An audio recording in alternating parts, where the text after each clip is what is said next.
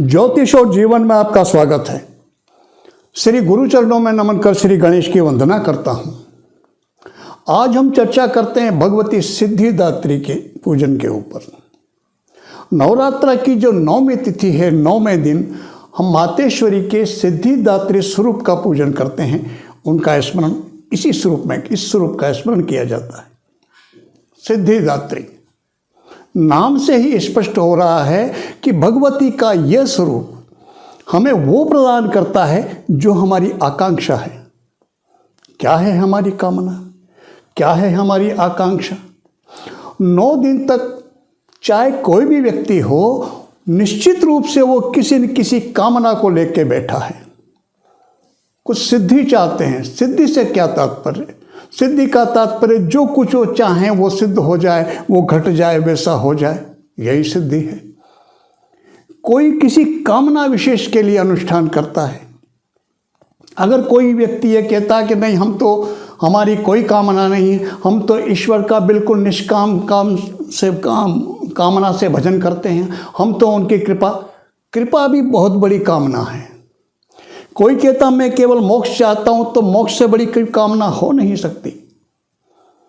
बिना कामना के आज के समय में कोई भी नाम स्मरण करता ही नहीं। अगर कोई ये कहता है कि मैं बिना किसी कामना के, बिना किसी इच्छा के इस ईश्वर का स्मरण करता हूँ, भजन करता हूँ, पूजन करता हूँ, जो भी कुछ करता हूँ बिना किसी कामना के करता हूँ, तो इससे बड़ा झूठ हो ही नहीं सकता और होना भी नहीं चाहिए। उसमें बुराई क्या है? हम अगर उससे नहीं मांगेंगे कुछ भी जीवन का, तो और मांगेंगे किससे? वो माँ है। एक शिशु अपनी कामनाओं की पूर्ति के लिए पिता से भी पहले माँ से बोलता है। पिता से भी बोलता है तो माँ के माध्यम से बोलता है। उसे एहसास होता है, इस बात का विश्वास होता है कि हो सकता है मैं पिता से सीधा कहूँ तो मेरी कामना की पूर्ति ना हो, पिताजी मेरी बात ना सुने, लेकिन माँ के माध्यम से कहूँगा तो अवश्य पूर्ति हो जाएगी। यह बात तो एक शिशु के मन में भी होती है। और शिशु के मन में कहाँ से आई? वो नैसर्गिक है। जैसे जैसे हम बड़े होते हैं, हमारे नैसर्गिक जो विचारधारा है वो थोड़ी सी मंद पड़ती जाती है, और वास्तविकता तो यही। तो नवरात्र में हमने जिस भी कामना से हमारा अनुष्ठान किया हो, जिस भी भावना से हमने भगवती का स्मरण किया हो, उनको प्रदान करने का जो क्षमता जिसमें है वो भगवती सिद्धिदात्री में है। और उनके इस स्वरूप का पूजन 9वीं तिथि को होता है, अंतिम नवरात्रा में। तो नवरात्र की अंतिम तिथि 9वीं में हम एक स्तुति से, एक श्लोक से उनका स्मरण करें, उनकी स्तुति करें, और वो है दुर्गमे दुस्तरे कार्ये भय दुर्ग विनाशिनी प्रणमामि सदा भक्त्या दुर्गा दुर्गति नाशिनी। यह बोलकर भगवती सिद्धिदात्री के स्वरूप को नमन करना चाहिए। 9वीं तिथि नवरात्र का अंतिम दिन है।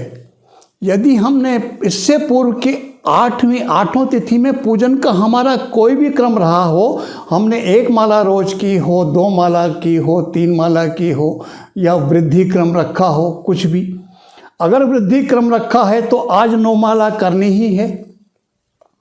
यदि 1 माला की तो आज 1 माला की हमने अष्टमी तिथि तक, और आज हमारे पास समय है, हम करना चाहें तो आज अधिक मालाएं कर सकते हैं, 3, 5, 7 कितनी भी, चाहे अष्टमी तक हमने 1 या 2 या 3 का नियम रहा हो, आज अधिक भी की जा सकती है।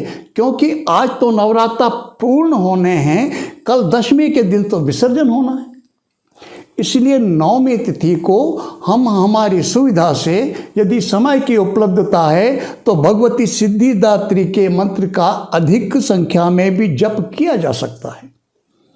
और भगवती के सिद्धिदात्री का जो मंत्र है, जिससे उनको प्रसन्नता उनकी प्राप्त करने के लिए जिस मंत्र का जप किया जाता है, वो है ओम सिद्ध गंधर्व रक्षादेर सुरेरम मरेरपि सेव्यमाना सदा भूयात सिद्धिदा सिद्धिदायिनी ओम नमः। इस मंत्र का 9वीं तिथि को पहले यथाशक्ति जप, यथा सामर्थ्य जप, समय के अनुरूप जितने हमारे पास उपलब्ध है उसके हिसाब से अधिकतम जप करना चाहिए। और जप करने के बाद भगवती से प्रार्थना करनी चाहिए कि प्रतिपदा से आज नवमी तक मैंने इस कामना से आपका पूजन किया है, इस भावना से मैंने पूजन आपका नाम स्मरण किया है, मुझे उसमें सिद्धि प्रदान करो, मेरी मनोकामना पूर्ण करो। आज ही के दिन हमें भगवती से हमारी कामना की पूर्ति के लिए प्रार्थना करनी चाहिए, सिद्धि प्रदान करने की प्रार्थना करना चाहिए। कोई भी हमारी आकांक्षा रही हो, निश्चित रूप से हमने कुछ तो मांगा ही होगा। ऐसा हो नहीं सकता कुछ नहीं मांगा हो। जो भी मांगा है उसकी प्राप्ति की प्रार्थना हमें नवमी तिथि को करना चाहिए। शेष विधान वो ही रहेगा जो हमने अब तक किया है, चाहे दुर्गा चालीसा का पाठ किया हो या दुर्गा सप्तशती का किया हो, नवान जो भी किया हो, शेष वो करेंगे। उसके बाद फिर बटुक भैरव का जो भी स्मरण रखा हो हमने वो करेंगे। आज के दिन बटुक भैरव का भी अधिक जप किया जा सकता है। यदि हमने प्रतिपदा से अष्टमी तक कम मात्रा में किया है तो आज हम उसको मात्राओं को बढ़ा सकते हैं, क्योंकि कल तो विसर्जन होगा, इसलिए आज बढ़ाया जा सकता है। इस तरह से नवमी तिथि में भगवती के आज नवरात्रा आज पूर्ण होते हैं। नवमी तिथि को इस सिद्धिदात्री के स्मरण पूजन के साथ जितने आर्त भाव से हम प्रार्थना कर सके भगवती से, मातेश्वरी से करना चाहिए। और विश्वास रख के चलना चाहिए कि मातेश्वरी हमारी अवश्य सुनेगी, हमारी कामनाओं को अवश्य पूर्ण करेगी। जो कुछ चाहते हैं वो प्रदान करेगी, जो कुछ हमने चाहा है उसकी सिद्धि हमें प्रदान करेगी। इस भावना के साथ आज नवरात्रा पूर्ण होते हैं। दशमी तिथि, दशमी तिथि को विसर्जन होता है, लेकिन नवमी तिथि में पूजन करने के बाद दिन में हमारा क्रम रहा है, रात्रि में हमें बलि अवश्य प्रदान करनी चाहिए। बलि में क्या करें? इमरती मिलती है बाजार में बनी बनाई। एक हमारे दर्शक ने पूछा था कि इमरती क्या होती है।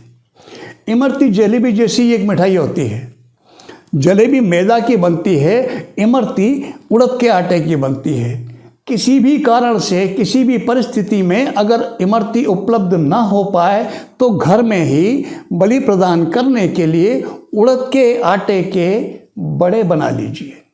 जैसे पकौड़ी बनाते हैं इस तरह से वो बेसन की बनती, उड़द की दाल को गला करके उसे मिक्सी में पिसवा कर और पकौड़ी की तरह से बड़े बनवा लिए जाएं। 5 दोने ले लीजिए, डिस्पोजल जो दोने आते हैं वो दोने। नीचे ज़मीन पर नवमी तिथि में रात्रि को, मध्य रात्रि में या फिर 9 से लेकर के 12 के बीच में अपनी सुविधा से, यदि हमने रात्रि में बैठने का हमारा क्रम रहा है, रात्रि को भी बैठ के हमने जप वगैरह किया है, तो वो करने के बाद भूमि पर हम साफ कपड़े से, गीले कपड़े से पोंछा लगा करके भूमि को शुद्ध कर लें और स्केच जैसा स्क्रीन पे बताया गया इस तरह से स्क्रीन पे बताए अनुसार एक चौका बनाएं और सबसे पहले मध्य में वहाँ पर एक त्रिकोण बनाए अधोमुखी, जैसा स्क्रीन में दिखाया गया उस तरह से अधोमुखी त्रिकोण बनाएं कुमकुम से, और उस त्रिकोण का भगवती का स्वरूप मान करके पूजन करें गंधाक्षत से। एक दूने में 2 पकौड़ी, 2, 3, 4, 5 हम रख कर के पकौड़ी या 2 इमरती रख करके हम उस पर भी कुमकुम अक्षत करें, पुष्प रखें और संभव हो व्यवस्था कर सके तो थोड़ा सा उस पर शहद और इत्र का फोहा भी लगाएं और ये लेके उस दूने को उस मध्य में जो हमने त्रिकोण बनाया है अधोमुखी उस पर रख करके भगवती से प्रार्थना करें, हे माँ ये बलि स्वीकार करें। ये पहली बलि भगवती दुर्गा को। दूसरा दोने में इस तरह से हमको 5 दोने बनाने हैं। 5 दोनों में 2-2 इमरती रख लें या 4-4 5-5 हम पकौड़ी रख लें और उसी तरह से गंधाक्षत करके रख लें उनको। और दूसरे नंबर पर हम बलि अर्पित करेंगे ईशान कोण में बटुक भैरव को। ईशान कोण में ऊर्ध्वमुखी त्रिकोण बनाएंगे,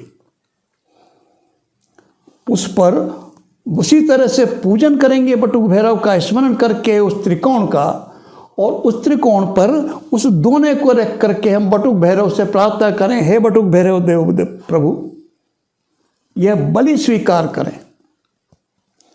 तीसरे नंबर पर वायव्य कोण में, जैसे मध्य में अधोमुखी त्रिकोण बनाया है उसी तरह से वायव्य कोण में भी अधोमुखी त्रिकोण बनाएंगे, उसका भी पूजन करेंगे योगिनी के नाम से, 64 योगिनियों के नाम से। है 64 योगिनी मातृ स्वरूपा, आप यह बलि स्वीकार करें, यह बोल करके वहाँ पर उस दोने को रख करके नमन कर लें, 64 योगिनियों को नमन कर लें। यह योगिनी बलि। नैश्चित्य कोण में ऊर्ध्वमुखी त्रिकोण बनाएंगे और वहाँ पर उस बलि के दोने को भगवान गणपति का स्मरण करेंगे, उस त्रिकोण का उस ऊर्ध्वमुखी त्रिकोण का पूजन करेंगे भगवान गणपति के स्वरूप में, और वहाँ पर बलि अर्पण करके रखेंगे, हे गणपति देव प्रभु ये बलि स्वीकार करें। 4 हो गए। 5वें नंबर पर अग्नि कोण में ऊर्ध्वमुखी त्रिकोण बनाएंगे और उस पे भगवान क्षेत्रपाल का स्मरण करेंगे, भगवान भैरव का ही एक स्वरूप है क्षेत्रपाल का, और पूजन करके वहाँ पर उस ऊर्ध्वमुखी त्रिकोण पर उस दोने को रख करके क्षेत्रपाल से बलि स्वीकार करने की प्रार्थना करेंगे। ये बलि विधान। वैसे तो ये बलि अर्पण के 5 के मंत्र हैं, बलि अर्पण जिनका एक मंत्र विधान है, लेकिन उसकी यहाँ आवश्यकता नहीं। हम सामान्य रूप से केवल ये बोल के पूजन करके हम बलि अर्पित कर लें, उन्हें श्रद्धा से बलि निवेदन कर लें। ये कार्य नवरात्रा में नवमी में अवश्य ही करना चाहिए। बाद में दूसरे दिन हम जब विसर्जन करेंगे तब इन दोनों को हम पूजन की जो सामग्री है हमारे पास, जो मालाएं वगैरह जिस तरह विसर्जन करेंगे कहीं भी, उस तरह कहीं भी बहते पानी में, उसके साथ साथ इन्हें भी हम ठंडा कर देंगे, इनका भी हम विसर्जन कर देंगे। और बाद में भूमि पर शुद्ध कपड़े से उसको पोंछ लेंगे। वो जो त्रिकोण बने हुए हैं पृथ्वी पर, भूमि पर, उनका स्पर्श पैरों से नहीं होना चाहिए। इससे पहले कि उस पर चलना फिरना हो, उन्हें पोंछ लेंगे और फिर हम चल फिर सकते हैं, फिर कोई दिक्कत नहीं। नवमी की रात्रि पर यह बलि विधान अवश्य कर लेना चाहिए। दूसरे दिन दशमी के दिन हमने नवमी प्रतिपदा को प्रारंभ किया पूजन, भगवती का स्मरण जब प्रारंभ किया तो हम सबका आवाहन करते हैं, सभी देवी देवताओं का आवाहन करते हैं। हम सब ग्रह नक्षत्रों का भी आवाहन करते हैं। ग्राम देवता, स्थान कुल देवता सबको नमन करते हैं, सबका आवाहन करते हैं। दशमी तिथि को विसर्जन करना है हमें। विसर्जन में क्या करेंगे? जिस तरह से हम संकल्प करते हैं उसी तरह से हाथ में जल आदि लेंगे, जल, कुमकुम, अक्षत, पुष्प। सामान्य रूप से भी कोई हमारे यहाँ आ जाए कोई मेहमान, तो हम उसको भूखा विदा नहीं करते, उसे हम भोजन करा के विदा करते हैं। तो दशमी के दिन भी उनका सामान्य से स्मरण करेंगे, प्रसाद आदि अर्पित करेंगे भगवती को, सभी देवताओं को, और फिर विसर्जन करेंगे। तो विसर्जन में हम प्रार्थना क्या करेंगे, बोलेंगे क्या, भावना क्या होगी हमारी, थोड़ा उसे समझ लेते हैं। किन किन को हमने बुलाया, किन किन को विसर्जन करना है और किन देवताओं से प्रार्थना करना है कि आप यहीं विराजें, किस भावना से विराजें, हम क्या मांग करके कहें, क्या बोल के कहें कि आपको यहाँ विराज करके, किस भावना से हमको प्रार्थना करनी, विराजनी, थोड़ा इस पर देखते हैं।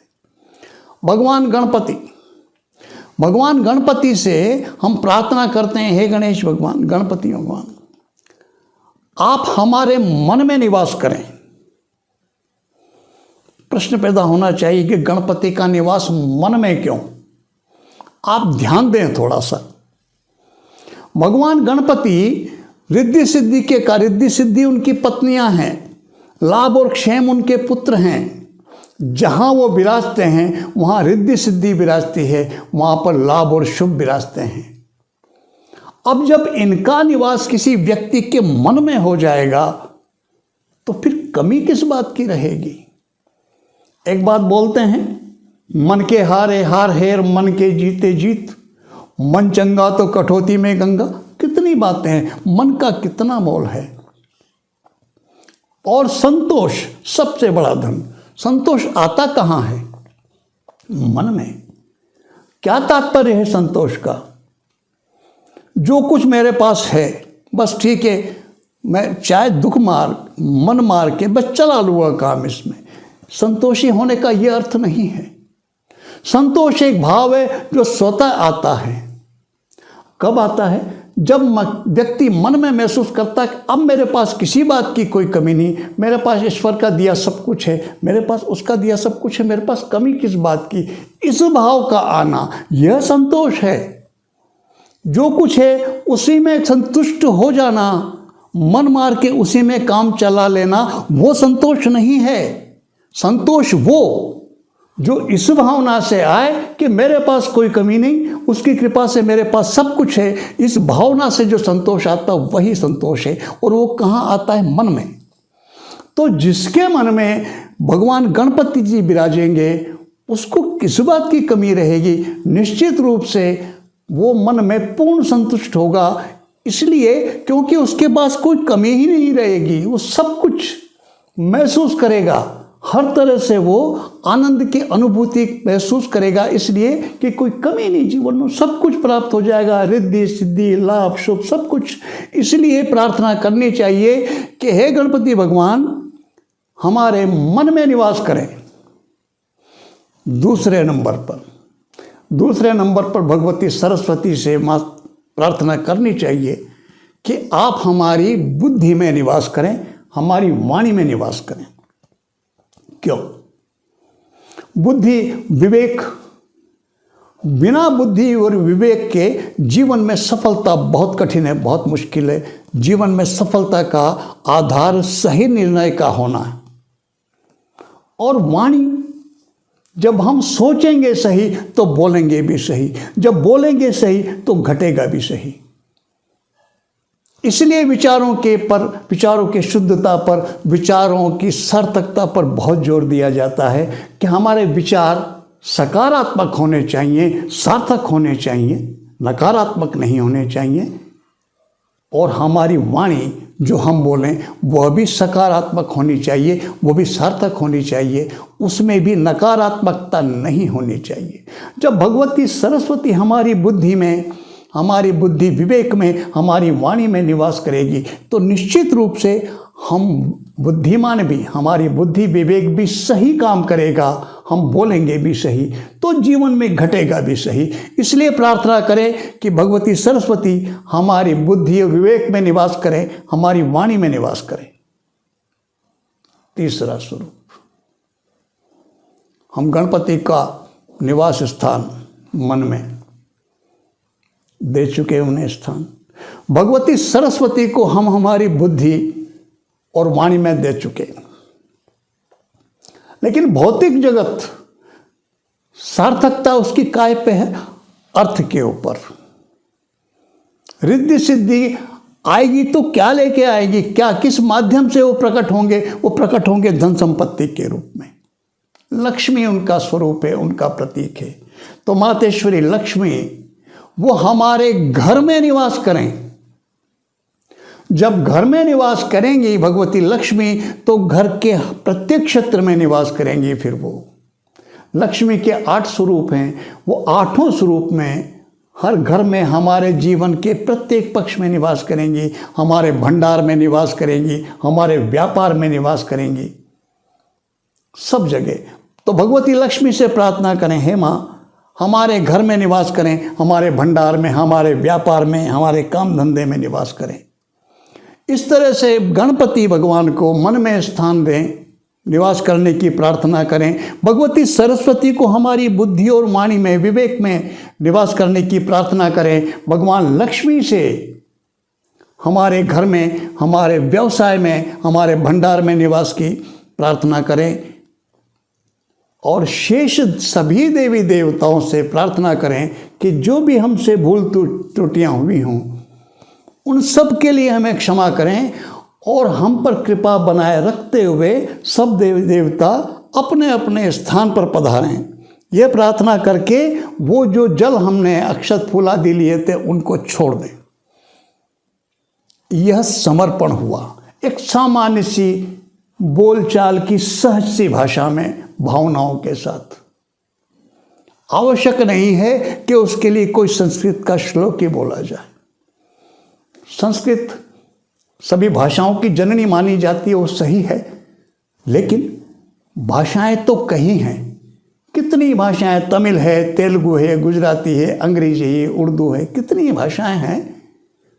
हमको हमारी अभिव्यक्ति मन की किसी भी भाषा में हमारे प्रभु से, इष्ट देव से हम कर सकते हैं। तो इस तरह से हमें दशमी को समर्पण करके फिर सामान्य से रूप से जो हमने बिठा रखे हैं कलश आदि, अगर हमने कलश की स्थापना की है उसका थोड़ा सा स्थान उसको सरका दें। नवग्रह यदि हमने बिठाए हैं उनको सरका दें। भगवती की जो प्रतिमा उसका थोड़ा सा स्थान इधर उधर कर दें, उनको थोड़ा सा स्थान उनका आगे पीछे कर दें और उनका आरती आदि करने के बाद हम विसर्जन इस तरह से फिर जो सामान्य सा पूजन, आसन के नीचे तिलक आदि लगा के उठते हैं। ये हमारी नवरात्रा संपूर्ण हुई। स्थापना की थी उस दिन से लेकर के ये जो विसर्जन किया है यहाँ तक।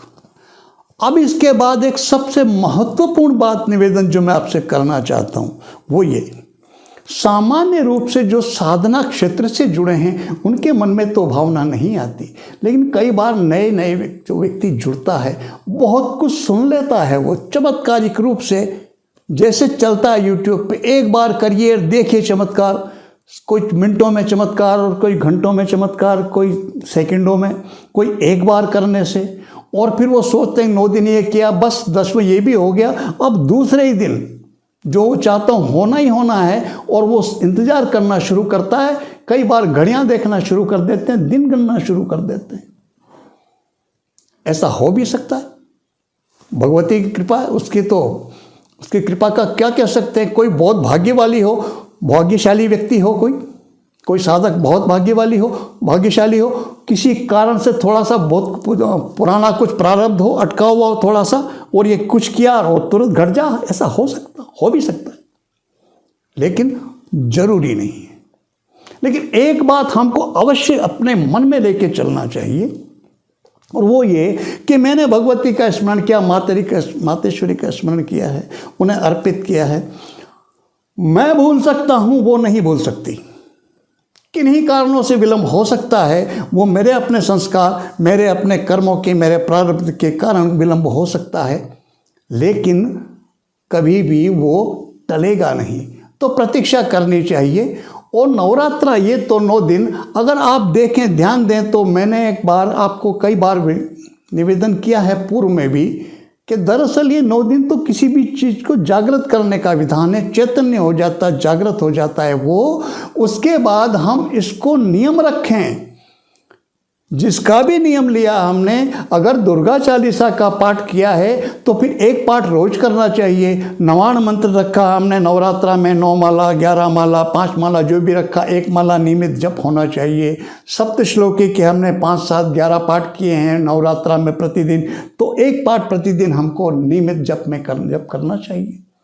और हमको जीवन के हमारा क्रियाकलाप, हमारा नाना धोना जिस तरह के सामान्य है, उस तरह से हमारे पूजन के विधान में हमें उनको शामिल कर लेना चाहिए।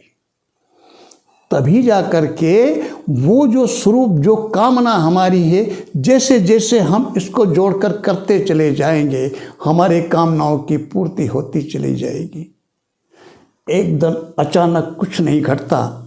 जब हम उससे जुड़े रहेंगे तो निश्चित रूप से वो भी, उसकी कृपा भी हमें प्राप्त होगी ही होगी।